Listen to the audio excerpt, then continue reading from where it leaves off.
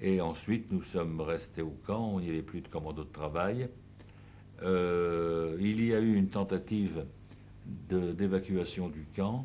On a rassemblé tout le monde le jeudi soir. Avec, avec bagage, nous n'avions rien, absolument rien. Nous n'avions pas une chemise de rechange. Et l'organisation interne a bien fonctionné. C'est que nous avons à tout prendre. Nous n'avions aucun papier d'identité.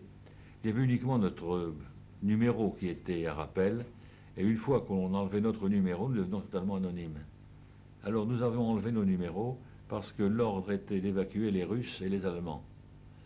Pour une raison tout à fait vaseuse, que ces deux pays n'étaient pas adhérents à la Croix-Rouge internationale et que le camp allait être mis sous la férule de la Croix-Rouge internationale.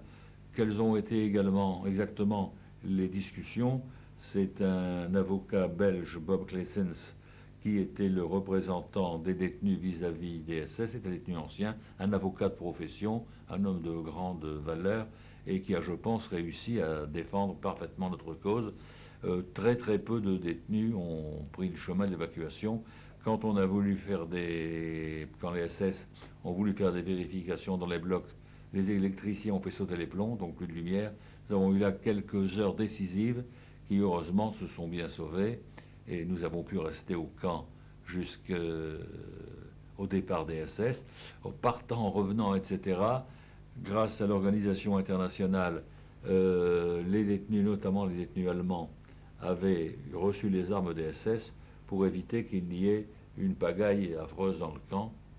Et nous avons donc pu ainsi voir le lundi 30 avril au matin, sur la route à côté, les premières jeeps américaines.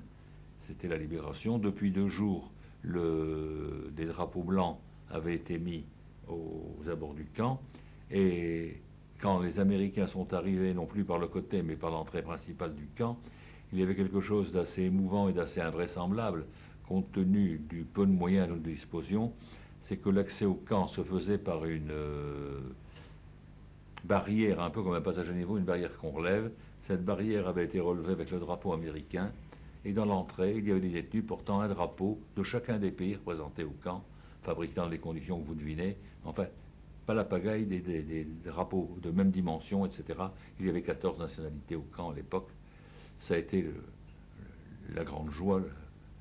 Évidemment, c'est une chose qu'on ne peut vivre qu'une fois.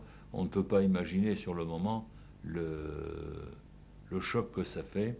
Et malgré tout, le fait d'être sorti du camp, j'étais parmi ceux qui étaient encore en relativement bonne santé, qui se tenaient sur ses jambes. Donc le fait même de sortir du camp, malgré tout, on y revient. On aurait pu penser qu'on va prendre la route totalement à l'aventure, ainsi. Je ne sais pas, c'est un petit peu comme la bête qui retourne à son nid. Indiscutablement, on est revenu au camp et nous sommes encore restés une semaine environ.